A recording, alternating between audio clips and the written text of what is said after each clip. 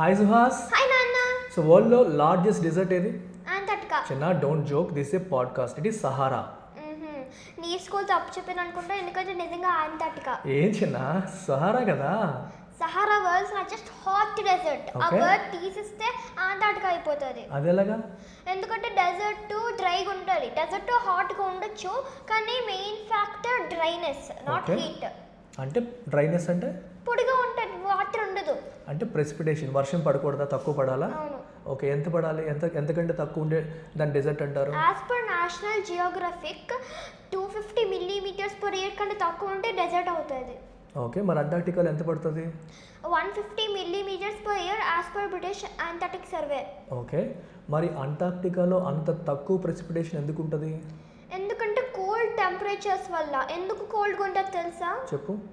Okay, ఎందుకంటే sun వల్ల. Sun ఈక్వేటర్కి hit చేసినప్పుడు డైరెక్ట్ యాంగిల్కి 90 యాంగిల్కి వెళ్తుంది.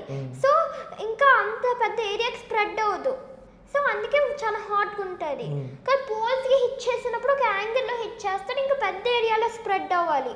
ఓకే, ఒక ఎగ్జాంపుల్ ఏమన్నా, నువ్వు ఫ్లాష్ లైట్ తీసుకున్నావు, ఆ ఫ్లాష్ లైట్ గోడ మీద ప్లాంట్ చేసావు. ఆన్ చేస్తున్నప్పుడు డైరెక్ట్ యాంగిల్ అయితే ఒక మధ్యలో డైరెక్ట్ యాంగిల్ చేస్తావు, అర్థమైందా?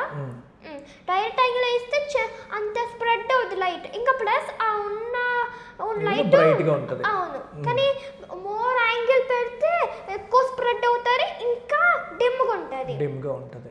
Same with the sun. Okay, అయితే చల్లగా ఉండడానికి వర్షం పడకపోవడానికి లింక్ ఏంటి? ఎందుకంటే స్నోఫాల్. అంటార్టికాకు ఎనామస్ స్నోఫాల్ రాదు, కానీ ఉన్న స్నోఫాలే ఐస్ అయిపోతుంది కరగకుండా. ఎలాగంటే స్నోఫాల్ కంప్రెస్ అవుతుంది, ఇంకా కంప్రెస్ ఫర్న్ అయ్యి ఆ ఫర్న్ గ్లాస్ ఐస్ అవుతుంది. ప్లస్ అంటార్టికా చాలా చల్ల, వరల్డ్స్ కోల్డెస్ట్ ప్లేస్ కదా. Most cold place of Antarctica అయితే 89.2 degrees Celsius నెగిటివ్. అంత చల్ల, దానివల్ల ఐస్ మెల్ట్ అవ్వదు. సో ఐస్ మెల్ట్ అయిపోతే వాటర్ ఉండదు, వాటర్ అప్పుడు వాటర్ పేపర్ ఉండదు, అప్పుడు కండెన్సేషన్ ప్రెసిపిటేషన్ ఉండదు. Okay, so because of that అంటార్టికాలో ప్రెసిపిటేషన్ చాలా తక్కువ. A tree cannot grow without its roots, right? Yes, excellent చిన్న. అయితే ఇంకొకటి, అంటార్టికా ఈజ్ బిగ్ అంటున్నావు కదా, how big is it? First సహారాతో కంపేర్ చేద్దాం.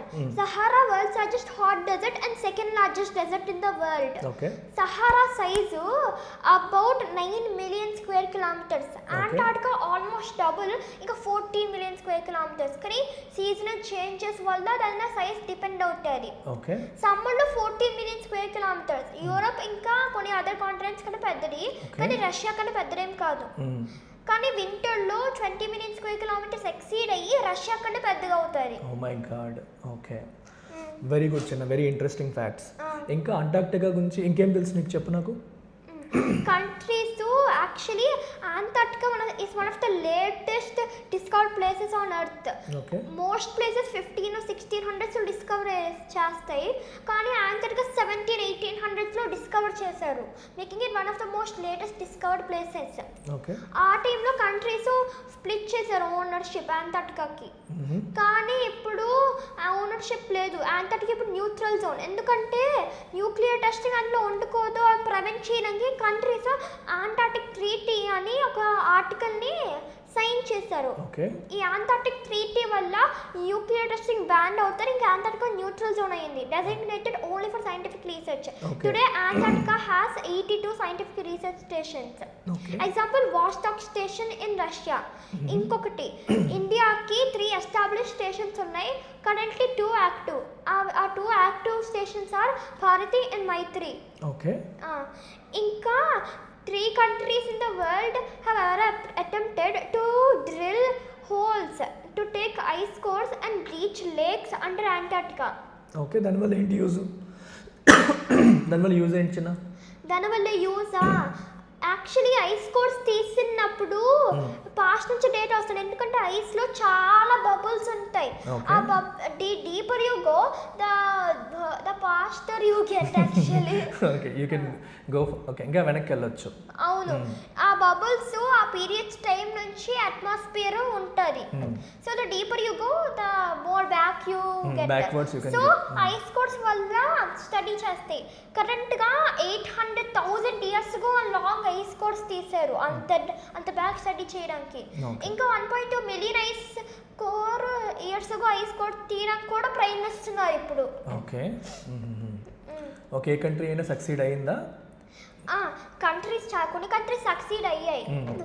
Actually 3 countries in the world attempted to drill holes to the lakes. Okay Antarctica కింద lakes ఉన్నాయి. ఎందుకంటే deep ice 4.8 kilometres thick. Oh my god, చాలా thick. That's nearly the height of mount Kilimanjaro. Okay yeah. So ice అంత thick ఉంటుంది.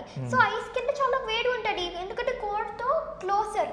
అప్పుడు అలా under water lakes అని form అయ్యాయి.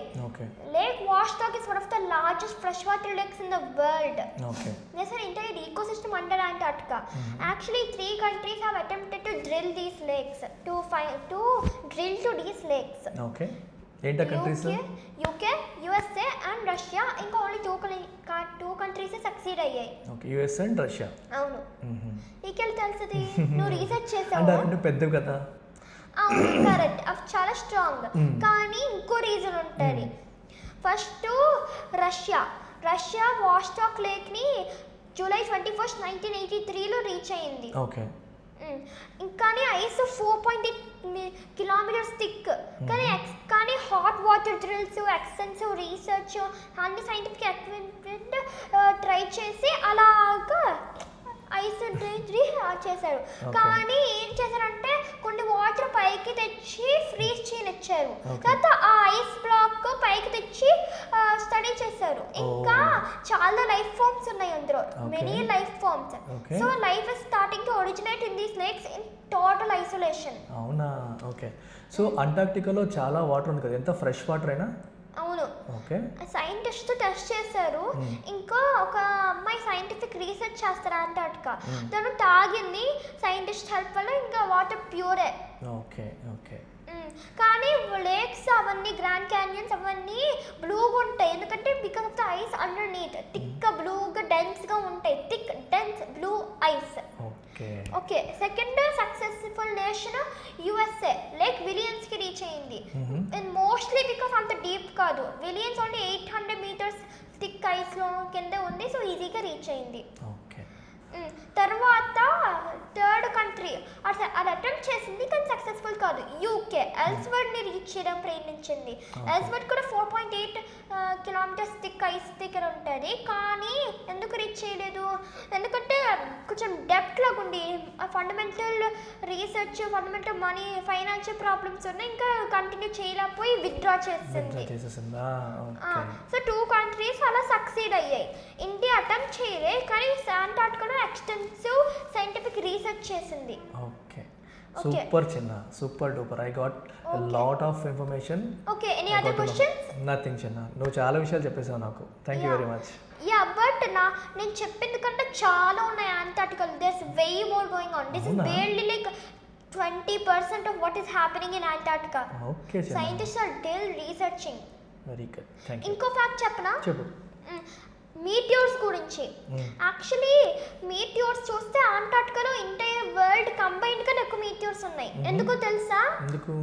నేను యాక్చువల్ వీడియో చేశాను, అప్లోడ్ చేయలేదు యాక్చువల్లీ.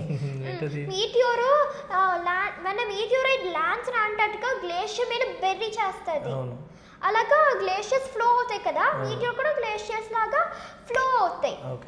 కానీ మౌంటైన్స్ గ్లేషియర్ని ఆపుతాయి. పైన గ్లేషియర్ ఫ్లో చేసి మీటియోర్సే చేస్తారు. So super strong winds meteor location move చేసి గ్లేషియర్ టాప్ ఐస్ వేపరైజ్ చేసేస్తాయి. తర్వాత ఈ మీటియోర్స్ ఈ లొకేషన్స్లో కాన్సన్ట్రేట్ చేస్తాయి. So easy to spot and recover. So అంటార్క్టికాలో ఎక్కువ మీటియోరైట్స్ ఉందని కాదు, it are just easier to find that anywhere else in the world combined. Okay చిన్న, thank you. Let's close it here. Okay.